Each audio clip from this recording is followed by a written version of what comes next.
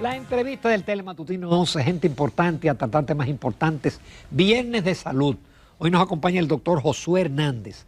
Él es especialista en emergencias y desastres. Es director médico del Centro Médico Express que dirige el doctor Alejandro Cambiaso, que ha estado en varias ocasiones acá. Buenos días, doctor, bienvenido. Buen día, gracias por la invitación y de verdad un honor estar aquí con ustedes aquí en la mañana. Gracias a usted, doctor. Lo primero es, ¿qué es un especialista en emergencias y desastres? Si lo llevamos al lenguaje más Porque usted, llano, perdón, es médico general inicialmente, ¿no? yo soy médico general, egresado de la Universidad Iberoamericana y con una especialidad en medicina de emergencia y desastre de la primera promoción del Hospital General de la Plaza de la Salud. Además tenemos una especialidad en gestión de la calidad en salud. Ok. Sí. ¿Hay que ser un internista primero para ser especialista en emergencias o no necesariamente? No, usted aplica directamente al programa, un programa de 4 años que se ofrece en diferentes centros de salud de la red. Ok. Todo el mundo en algún momento de la vida, de nuestras vidas, hemos tenido que ir a una emergencia. Y la emergencia para la persona quizás no sea considerada como una emergencia para el facultativo, para el médico que lo recibe. Es decir, ¿cuál es la diferencia que existe entre un médico especialista en emergencias y desastres y un médico que te recibe en emergencia? Partimos por la razón de ser de una sala de emergencias. La razón de ser es estabilizar pacientes. Y por la puerta de esa sala de emergencia puede entrar una persona que le duele el pecho o puede entrar un paciente con un balazo en la cabeza. Entonces, el personal que está ahí tiene que estar entrenado en poder estabilizar esos dos ejemplos que le comenté. Entonces, como le quería decir al principio, usted no puede tener al mismo tiempo en una sala de emergencia un cirujano, un cardiólogo, un neurocirujano, un pediatra, un ortopeda. No lo puede tener a todos al mismo tiempo en una sala, pero sí puede tener un personal entrenado en estabilizar las emergencias de todas esas especialidades, y esa es la razón de ser de la medicina de emergencias. Doctor, pero no en todas las emergencias hay un médico especialista. En muchas emergencias lo que hay es un pasante, un médico. Imagínese, en un momento de gravedad, que haya que tomar decisiones con un paciente, si el que está ahí no está entrenado en poder estabilizarlo, puede haber resultados clínicos muy malos.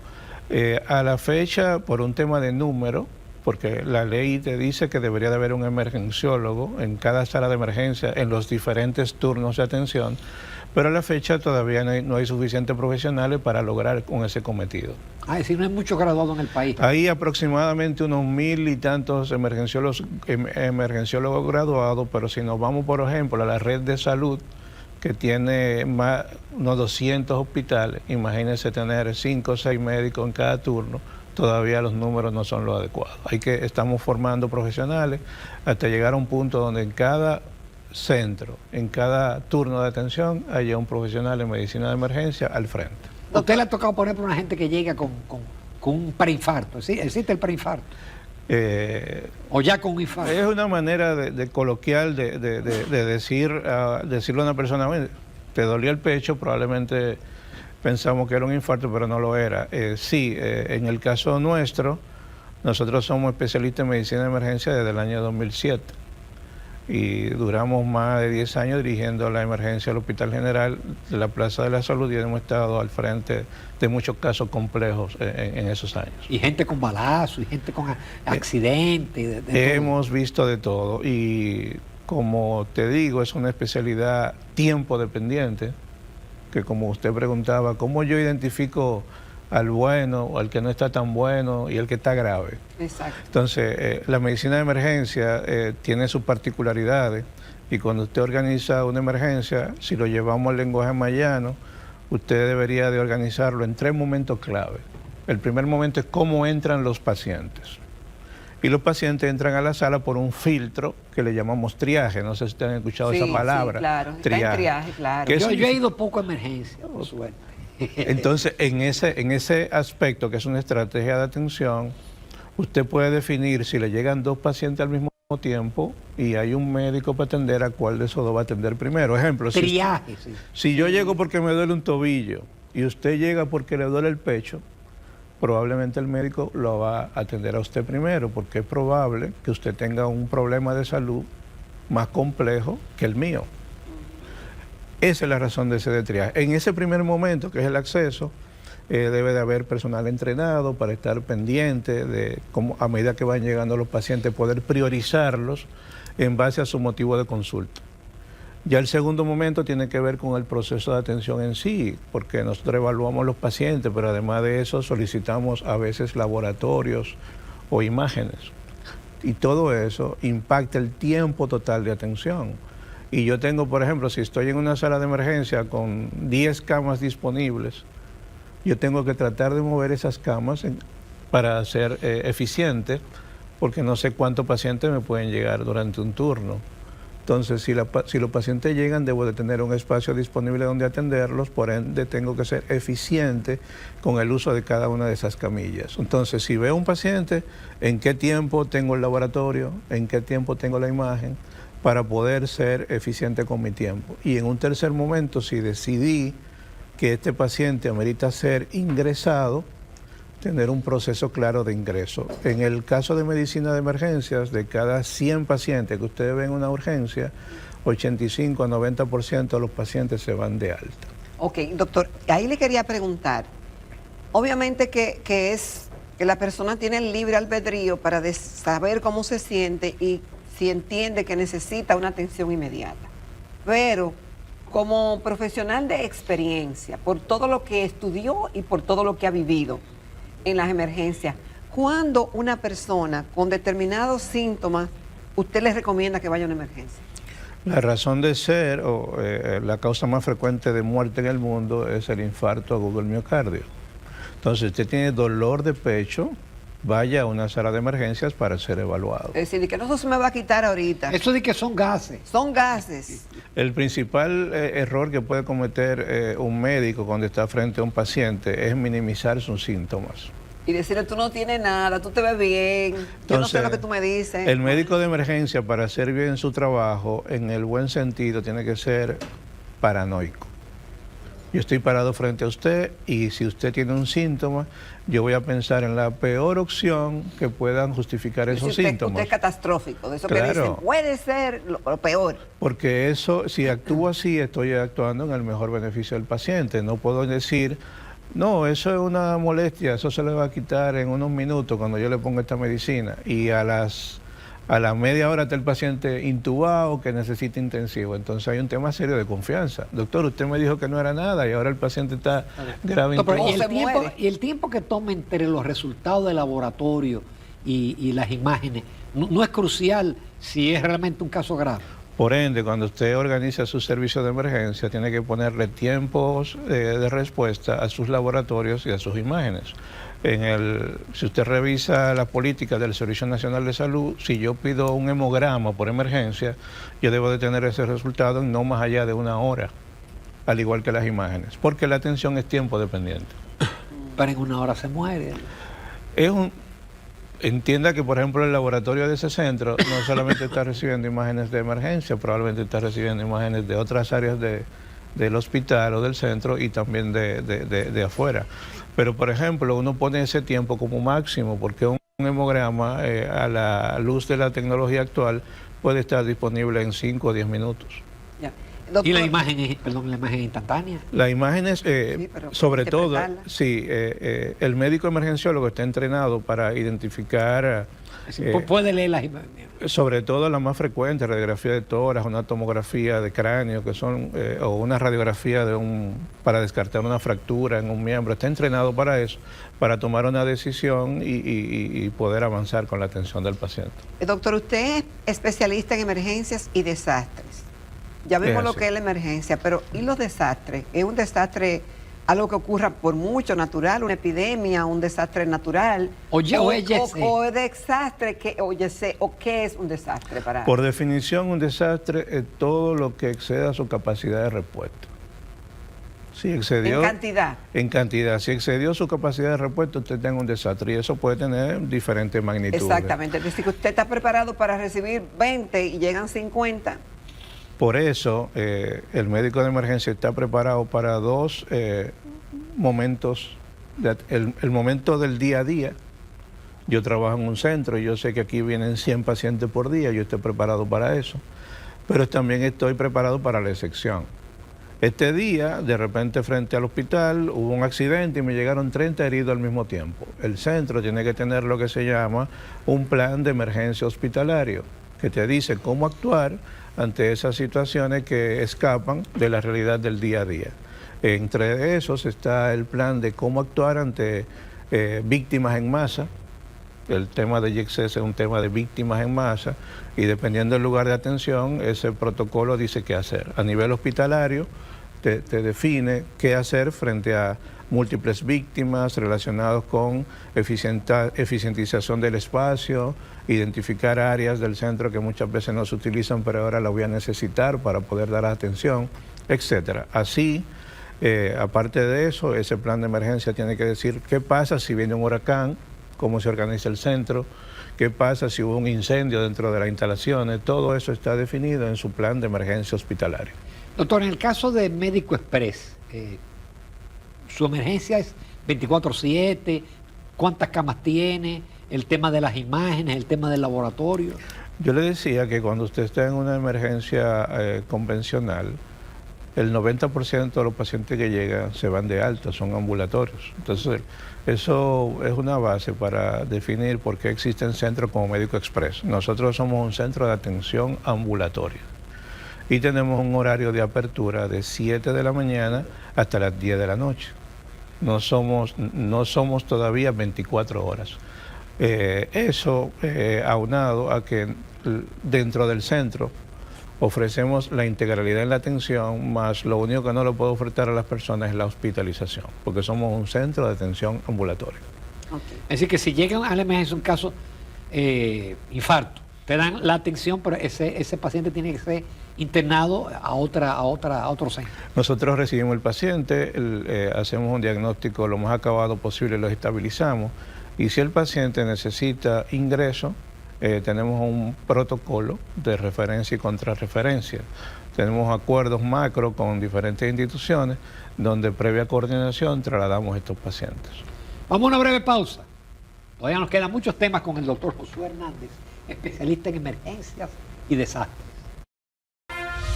Continuamos en Telematutino 11. Esta mañana nos acompaña el doctor Josué Hernández. Él es especialista en emergencias y desastre y es el director médico de Médico Express. Doctor, hay personas que van a emergencia y entran, de que, como dice la gente, él entró por sus propios pies y no salió con vida. Muchas personas entienden que al acudir al centro médico eso le garantiza la sobrevivencia de lo que le está pasando porque fue caminando y estaba bien. Usted decía que usted ha visto de todo en este tiempo en las emergencias. Si nos pudiera compartir esa experiencia y también un poco explicarnos de que a veces una persona puede ir caminando, pero dependiendo, supongo yo, de lo que tenga, ¿verdad? Puede salir al rato o no salir. Le decía al principio que la sala de emergencia está organizada por momentos y en cada momento de la atención hay indicadores clave que definen al final los resultados clínicos. Tiene que haber una persona entrenada en triaje que identifique tempranamente los pacientes que pueden ser críticamente enfermos y ahí tiene que haber el tema del expertise y la experiencia, porque por ejemplo hay pacientes que llegan críticamente enfermos y se sientan en una silla y no te hacen bulla ni nada. Exacto. Y a lo mejor esperan su turno tranquilo. Aquí han habido experiencias de personas que han fallecido en la sala de espera, esperando por ser atendidos. Entonces tiene que haber una persona que sea, que avise, que sea ese ojo visor en su sala de espera, que le diga, ese paciente es el que hay que atender ahora. Segundo, tiene que haber profesionales entrenados en estabilizar el paciente críticamente enfermo. Entonces el médico de emergencia está entrenado en maniobras de reanimación cardiopulmonar básicas y avanzadas, manejo avanzado de vía aérea, accesos accesos venosos como los hacen los cirujanos también. Y eso es lo que al final define qué también le puede ir a un paciente en sala de emergencia. Claro, hay pacientes que pueden ser cambiar de un momento a otro dentro de la sala de emergencias. Por eso es importante el contar continuamente con una vigilancia de cerca de los pacientes una vez que están bajo tu cuidado. Y es algo que debe de levantarse con frecuencia. O sea, para eso hay indicadores de gestión. Usted tiene que levantar tiempo de respuesta para triaje, tiempo de respuesta de atención. Si hay pacientes que han evolucionado mal en la sala, usted tiene que levantarlo, y si un paciente evoluciona mal en su sala, usted tiene que tener la manera de sentarse con su equipo. Y si no mejora en un tiempo y el paciente le ponen de todo y sigue mal, algo hay que hacer, ¿cierto? Estabilizarlos, y la parte de la gestión que tiene que ver con la sala de emergencias es identificar a dónde debe de ir este paciente, si debe de ir a intensivo, si este paciente amerita un procedimiento de emergencia, y coordinar para que completar la atención. Muchos pacientes, aunque la razón de ser de la sala de emergencia es estabilizarlo, no siempre tú lo vas a lograr ahí. Por ejemplo, un paciente que llega con un balazo en abdomen, que amerita una cirugía de emergencia, se va a completar su estabilización en un quirófano. Por ende, importante el tema de los tiempos de atención. Pero entonces, ese herido de un balazo, ¿qué le hacen en emergencia? O, en ocasiones, tomar vías para administrar volúmenes, soluciones, o lo que le dicen la gente suero, tomar muestras de sangre para hemograma, tipificación y cruce, para la necesidad o no de transfusiones posteriores, imágenes que puedan ayudar al cirujano a tomar una mejor decisión a la hora de llevarlo al quirófano. Doctor, ¿y no se presentan casos, por ejemplo, de ACV? Claro. Inclusive, en República Dominicana es algo donde tenemos que seguir avanzando, en tener centros. En Estados Unidos le llaman centro de stroke, centro de accidentes vasculares cerebrales. ¿Qué significa eso? Que si usted de repente inicia, y se ve mucho en pacientes diabéticos, pacientes de edad avanzada, que inician de repente a hablar estropajoso, o que la mitad del cuerpo no le responde, que hoy yo no puedo mover el brazo derecho. Esos pacientes deben de llegar tempranamente a una sala de emergencias, porque lo ideal es que dentro de las primeras 4 horas tengan una tomografía hecha, porque la tomografía es la que va a definir tratamiento. Si usted tiene un derrame cerebral, el derrame cerebral puede ser o porque se le tapó una arteria y parte de su cerebro no le llega sangre, o porque una arteria se rompió y usted empezó a sangrar dentro del cerebro. ¿Cuál es más grave de los dos? Todo va a depender, pero regularmente las que son donde se rompe una arteria, regularmente son las más graves. Y el tratamiento es totalmente diferente. Por ejemplo, si se tapó una arteria, probablemente usted dentro del tratamiento le vayan a dar aspirina, clopidogrel, pero si está sangrando, yo no le puedo poner ni aspirina ni clopidogrel. Entonces, pero en emergencia no puede tener sangrado. En emergencia la función es clasificarlo tempranamente, tener una tomografía hecha idealmente dentro de las primeras 4 horas, y con eso y activar a un grupo de médicos, neurólogos, unidades de cuidado intensivo, neurocirujanos, dependiendo del caso. Doctor, de lo que usted ha visto, si puede compartir alguna experiencia o algunas experiencias en todos estos años en emergencia, que usted dice que ha visto de todo, ¿qué es lo que más le ha impactado de eso que usted ha visto? Mire, yo recuerdo un paciente que se llama, todavía no se me olvida el nombre, Porfirio González. Porfirio González llegó un día a la sala de emergencias y estaba evacuando negro, tenía un sangrado digestivo alto y estaba un poquito mareado. Dentro de la sala de emergencia, de manera súbita, le hizo una parada cardíaca y lo tuvimos que reanimar. Salió de reanimación, fue a endoscopía, duró unos días en unidad de cuidado intensivo. Ese paciente falleció en sala de emergencia, porque cuando un paciente hace una parada cardíaca, su corazón deja de latir y está muerto. Lo reanimamos y ese paciente se fue de alta a la casa. A partir de ahí, Porfirio, cuando iba al hospital, independientemente del médico que lo vea, pasaba a emergencias para que yo le validara. Mire, doctor, esto fue lo que me dieron en consulta. ¿Usted cree que me lo puedo tomar? Porque a partir de ahí uno se convierte en la confianza de esa persona. No, ese fue el doctor que me salvó la vida. A partir de ahí una relación de muchos años con Porfirio, y Porfirio después de eso, del 2004, 2005, cuando hizo el evento, vivió 10 años. Ya lamentablemente Porfirio falleció, pero pudo haber fallecido en ese momento en emergencia y no vivir todo lo que vivió después de eso con su familia unos 10 años después.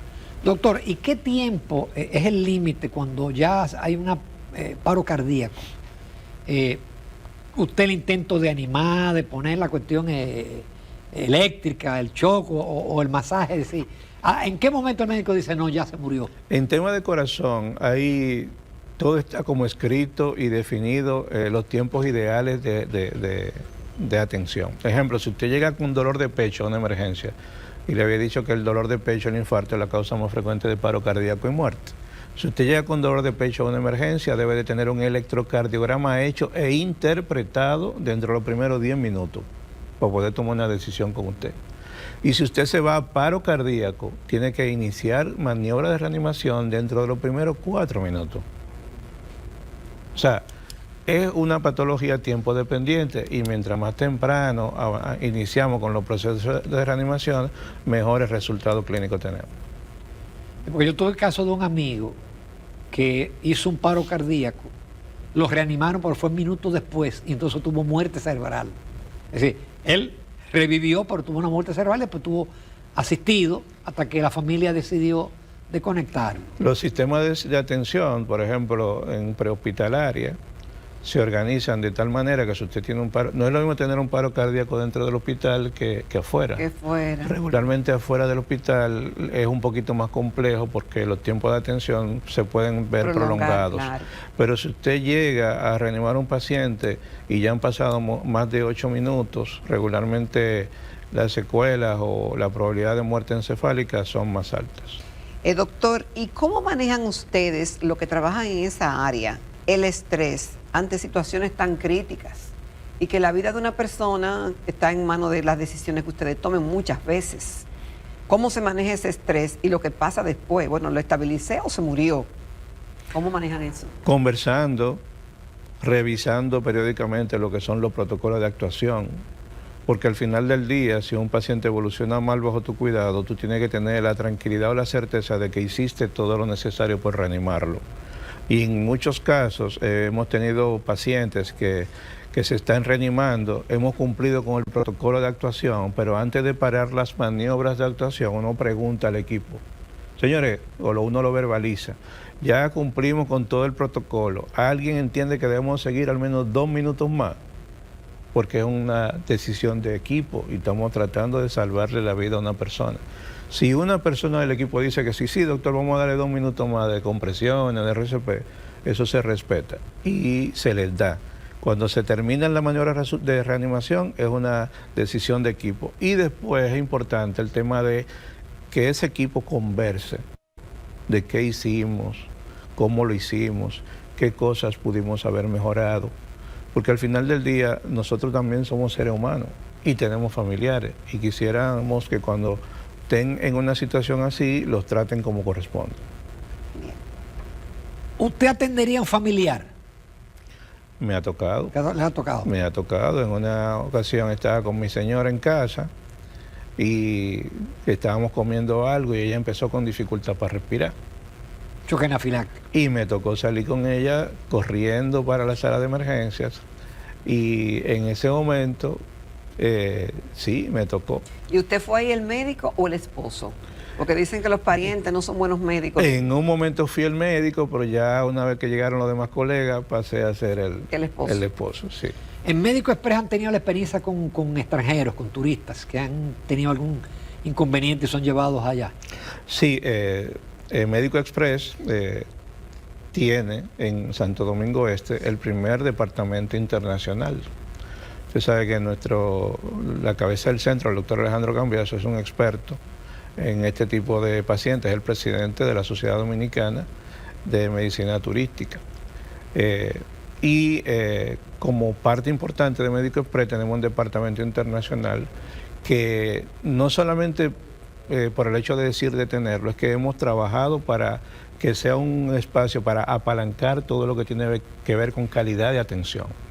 Para tener ese departamento nosotros hemos hecho esfuerzos como el certificar. Nosotros tenemos el centro de salud en el mundo con la mayor cantidad de profesionales certificados para atender pacientes de medicina turística o de turismo médico del mundo. Nosotros tenemos 20 profesionales acreditados con una certificación que se llama de Global Healthcare Accreditation.